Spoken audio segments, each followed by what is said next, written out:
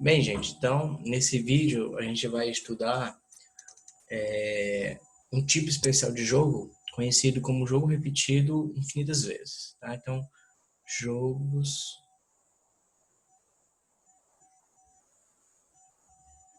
infinitos, tá? Então, se você tem um jogo G, então seja G um jogo simultâneo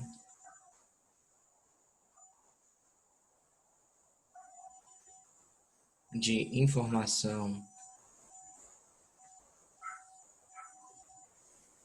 completa. Então, vamos definir como G infinito delta o jogo com infinitos estágios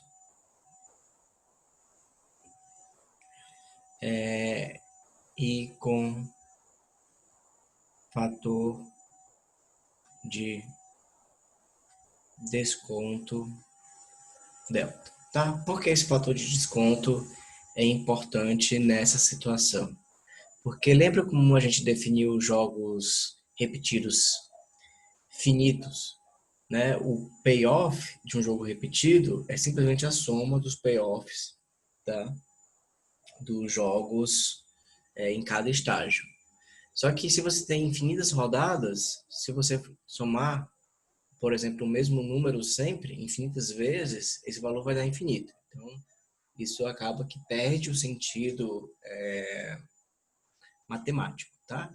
E o fator de desconto vem para a gente restabelecer o que seria o payoff de um jogo infinito, tá? Então, o payoff de um jogo infinito é dado pelo valor presente líquido, tá? Dos payoffs em cada estágio, tá? Então, vou especificar melhor, tá? Vou colocar essa observação, né? O payoff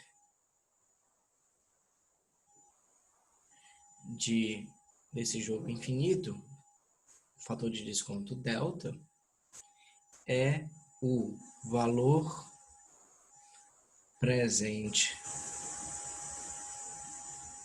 líquido, que a gente vai simplesmente denotar por VPL, dos payoffs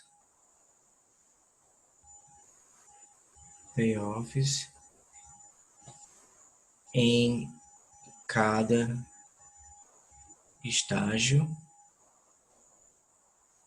descontados a uma taxa delta, tá? Ou seja, o que é que vai ser o valor presente líquido, né? Vai ser o payoff da primeira rodada, que vamos chamar de P1, mais delta P2, mais delta P3, delta ao quadrado P3, e assim sucessivamente, certo? E aí, isso daqui vai ser igual a somatório de delta T a menos 1, Pt, com T indo de 1 até mais infinito, tá? Então, o que é o Pt? O Pt é o payoff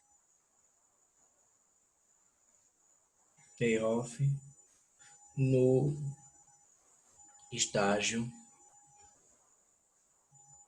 T, tá? Então, se o jogo tiver um número finito se o jogo G, né, tiver um número finito de estratégias, então ele vai ter um número finito de payoffs, então ele vai ter um payoff máximo, digamos assim, então esse VPL aí pode ser calculado, certo? Esse delta é um fator de desconto, ele é o número real que vai estar entre 0 e 1, certo? Sem poder ser 0, sem poder ser 1.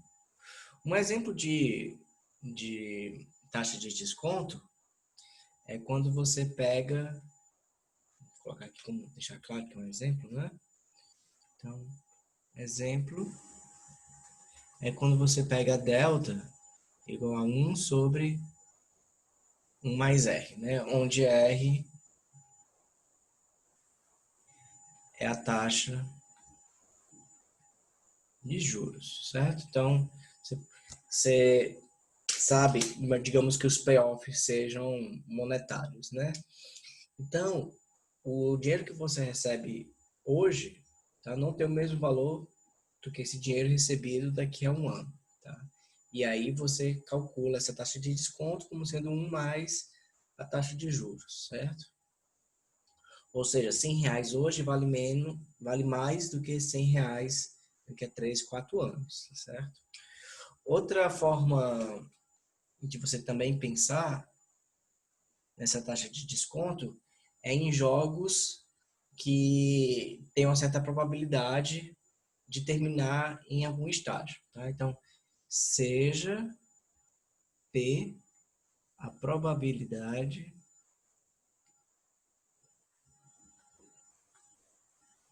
do jogo terminar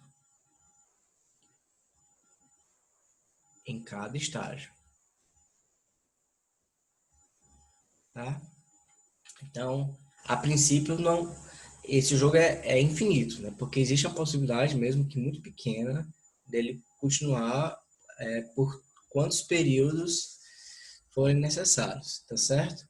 E aí, o que acontece, né? Então, digamos que no início de cada estágio, joga-se uma moeda viesada com probabilidade P do jogo continuar e probabilidade P do jogo terminar e probabilidade 1 menos P do jogo continuar. Ou seja, em termos de valor esperado, o valor presente líquido esperado, tá? Então, vamos estar aqui, ó, o operador valor esperado, né? O valor esperado do valor presente líquido nessa situação vai ser o quê? Π1, né? Π1 mais 1 menos P 1 mais R, tá? Então, considerando a taxa de juros, Π2, aí 1 menos P 1 mais R, cada um desses ao quadrado, Π3, e assim sucessivamente. Ou seja, aqui no caso, a taxa de juros não é mais simplesmente 1 sobre 1 mais R, né? É 1 menos P sobre 1 mais R. Tá? Então, essa taxa de desconto pode significar muitas coisas, tá? Dependendo do que você está modelando, certo? Agora, vamos definir o que é uma estratégia nesse jogo infinito, certo? Então, uma estratégia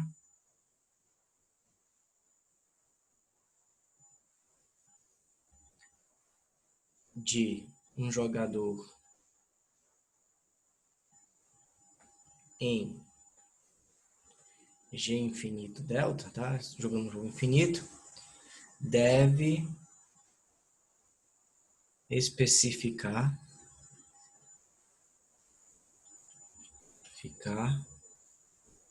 ex ante, né? Então, antes do jogo começar, então a estratégia você pode entender como em qualquer jogo, tá? É um plano de ação em qualquer estágio do jogo, tá? E esse plano de ação deve ser definido antes mesmo do início do jogo, certo? Então deve especificar ex ante, certo? A ação tomada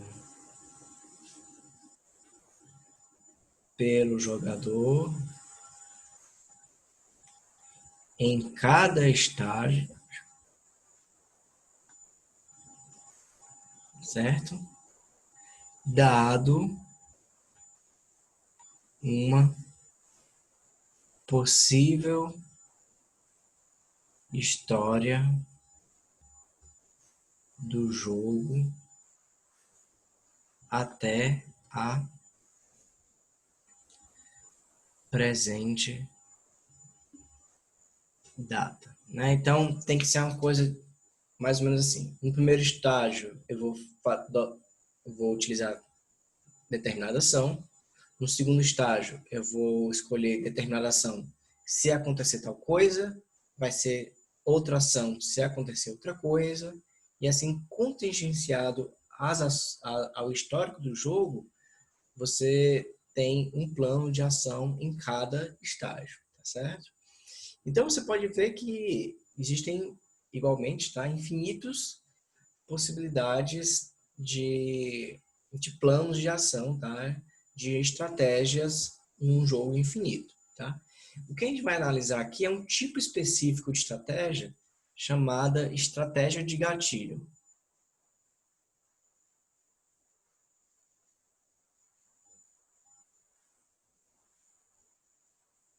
O que é uma estratégia de gatilho? A estratégia de gatilho é uma estratégia que assume uma determinada ação inicial, e essa ação inicial ela é repetida até que determinada combinação de ações ocorra no estágio imediatamente anterior.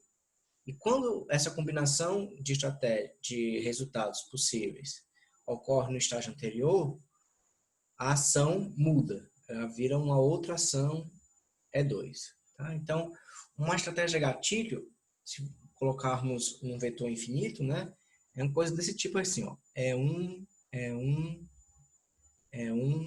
e até algum momento E2, E2, E2. Tá certo?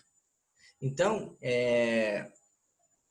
isso é o que ocorre na prática, tá? Mas como é um plano, você tem que especificar. Então, o que é que vai ser, né?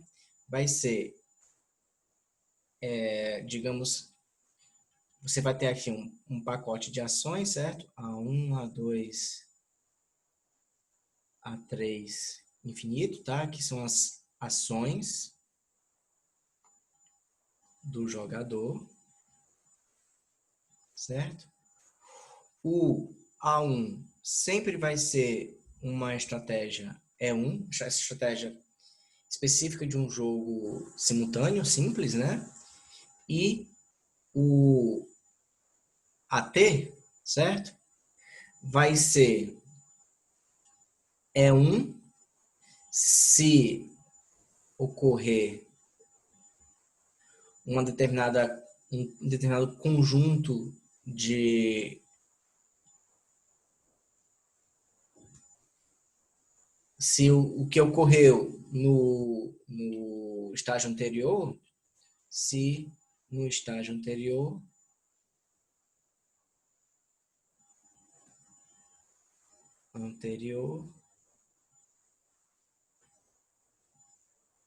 ocorrer uma escolha específica de ações, tá? De todos os jogadores, e vai ser E2 caso contrário. Tá bom? Então vamos ver como isso funciona na prática no Dilema dos Prisioneiros, tá? Então vamos pegar aqui um jogo estilo Dilema dos Prisioneiros.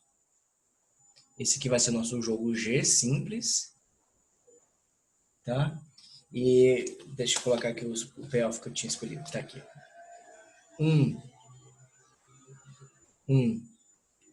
5, 0, 0, 5, 4, 4, tá? E aqui L1, R1, L2, R2, beleza?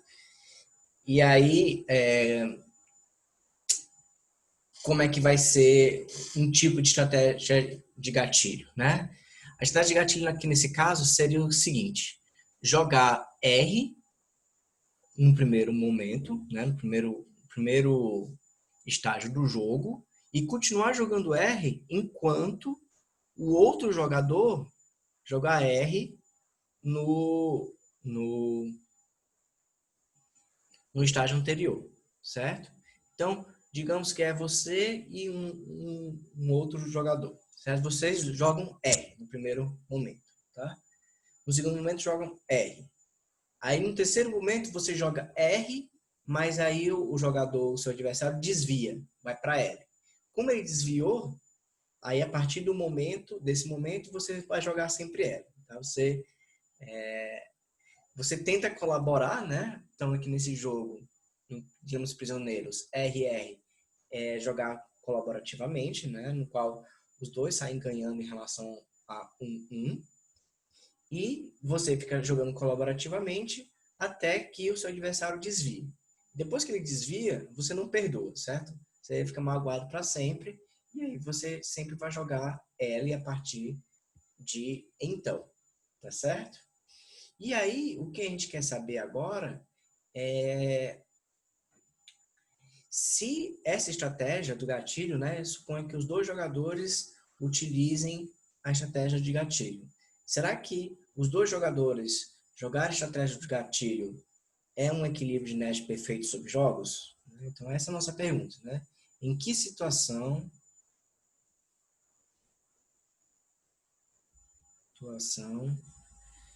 ambos jogadores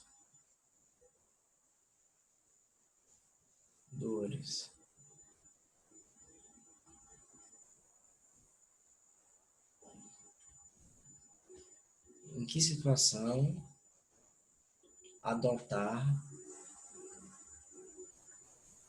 a estratégia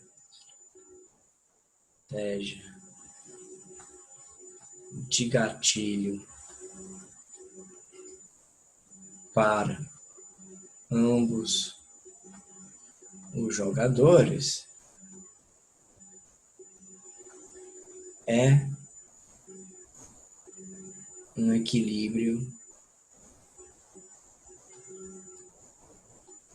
de Nash perfeito em subjogos, né? Então, lembra que o que é um equilíbrio de Nash, né? Se a sua resposta é a melhor resposta para o seu adversário e a resposta do seu adversário é a melhor resposta para a sua estratégia, tá certo? Então, para que isso ocorra, a gente sabe o seguinte, né? Que o VPL de uma estratégia do gatilho vai ser o quê? Vai ser 5 mais 5 vezes delta, mais 5 delta ao quadrado. Isso até um determinado ponto, delta elevado a t. E aí, a partir daí, delta t, vamos colocar mais um fator aqui, delta menos 1. E aí, determinado ponto, t, o jogador 2 desvia, né? Se ele desvia, ele fica com 0 aqui, né? Você fica com 0 e a partir de então você vai receber o quê? Depois disso, né? Você recebe 1, aí delta t mais 1, depois 1 delta t mais 2 e assim sucessivamente, tá? Veja que nesse caso, nesse tipo de análise, não importa, tá? Em que momento ocorre o desvio, certo? Porque o início do jogo, o passado, vai ser o mesmo. E aqui vai ser a mesma coisa multiplicado por delta t, tá? E aí a comparação que a gente vai fazer, então, não importa mais para a gente, tá? Então,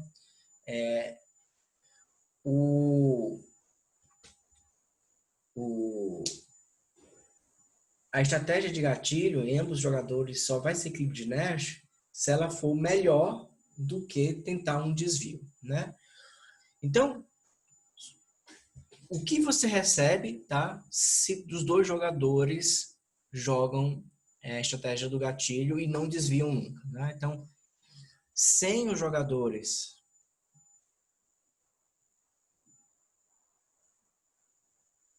desviarem, cada um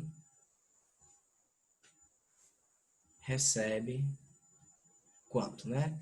5 mais 5 elevado desculpa, né? 4, né? 4 mais 4 elevado a delta, mais 4 elevado a delta ao quadrado, mais 4 delta cubo e assim sucessivamente, né? O que é isso daqui? Isso daqui é a soma dos termos de um APG, né? Termo inicial 4 e a razão de PG delta. Então, isso aqui, se você calcular, vai ser 4 dividido por 1 menos delta. Tá? Então, esse é o que ele recebe caso o jogador, certo? Nenhum dos jogadores desvie dessa estratégia, tá? Se um jogador desviar no primeiro estágio,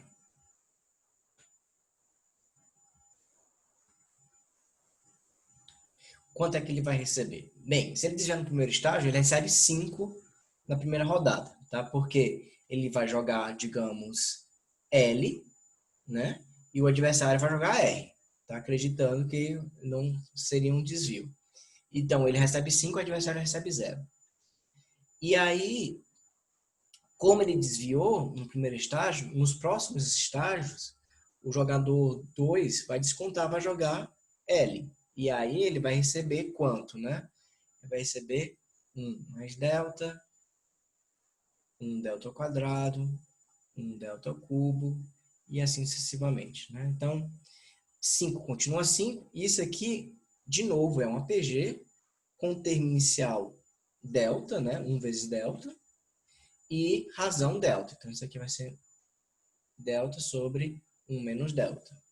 E aí a gente quer saber quando não há incentivos para o desvio. Ou seja, quando, vamos lá, né? Quando o não desviar, certo? É maior que igual a desviar, certo? Porque se não desviar for maior que desviar, então não há incentivos, tá, para desviar da estratégia de equilíbrio, certo? Se a gente fizer essas contas, como é que a gente vai fazer aqui? Multiplica por 1 menos delta, então fica 4, maior que ou igual a 5, 1 menos delta, mais delta. Esse lado aqui vai ficar 5, 5 menos 5 delta, mais delta. Você vai passar o 4 para cá, né? Menos 4 delta para lá, vai ficar 4 delta maior que ou igual a 1. Então, vai ficar simplesmente delta maior que ou igual a 1 quarto. Então, se delta for maior que ou igual a 1 quarto, nesse jogo, jogar a estratégia de gatilho e o outro jogador também jogar a estratégia de gatilho é um equilíbrio de Nash. Tá? Não estou dizendo que é o único, mas é um equilíbrio de Nash. E nesse caso, né, como eles não desviam, eles vão estar sempre jogando R. Ou seja, aqui nesse caso, dependendo da taxa de desconto, há incentivos, certo, para a colaboração. Ou seja, para sair do equilíbrio de Nash em um jogo simultâneo e ir para um equilíbrio em cada estágio em que todos os jogadores saiam beneficiados, tá certo? Bem, o que eu estou falando, na verdade, é um teorema, tá, mais geral, tá, que a gente verificou que vale para esse caso específico, mas ele vale mais geral. É o chamado teorema Folk, certo? Provado por Friedman em 1971, certo? O que é que diz esse teorema? Diz o seguinte: seja G um jogo simultâneo de informação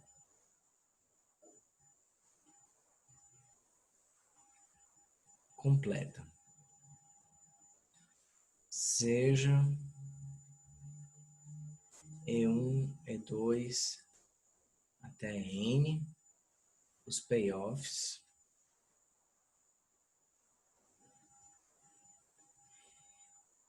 de um equilíbrio de Nash em G, certo? Então, pega um jogo simples, pega um equilíbrio de Nash. Nesse jogo simples, se existe uma outra combinação de ações cujo payoff é x1, x2 até xn, com xi maior que i, né? Ou seja, você tem um jogo simples de um período só que tem um equilíbrio de Nash. E aí, esse equilíbrio de Nash vai gerar payoffs para os seus jogadores, né? E no caso, são N jogadores, você tem N payoffs. E1, E2 até N.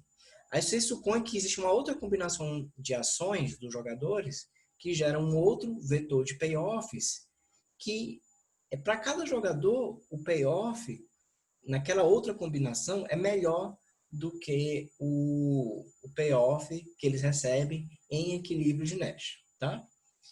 Então, o que é que diz esse teorema, né? Então,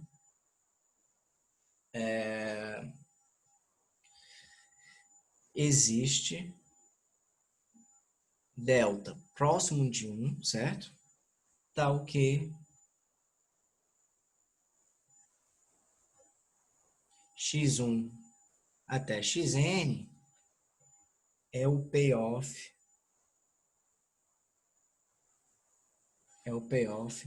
em cada estágio de G infinito delta. Ou seja, vamos resumir isso aqui um pouco, né? Você pega um jogo em que o equilíbrio de Nash não é Pareto eficiente, tá? Se a taxa de desconto for autossuficiente, ou seja, próximo de 1 o suficiente, você consegue que o outro conjunto de ações, que é Pareto eficiente, tá? Se torne um equilíbrio viável, factível no sentido de Nash, certo? Ou seja, a repetição, pelo simples fato de um jogo se repetir infinitas vezes, né, faz com que a eficiência de Pareto seja alcançada, tá certo? Que é uma lição importante desse resultado, ou seja, estudar jogos de uma rodada só é completamente diferente de você estudar jogos que são disputados várias e várias vezes, tá? Tem até uma parte da teoria dos jogos que se dedica exatamente a esse tipo de situação, tá? Que jogos evolucionários, certo? É uma coisa interessante para quem está querendo aprender um pouco mais sobre teoria dos jogos, tá certo? Então, era isso que eu queria falar para vocês nesse vídeo. E aí a gente continua com mais sobre teoria dos jogos, mercados nos próximos vídeos, tá ok? Pois é isso, um abraço.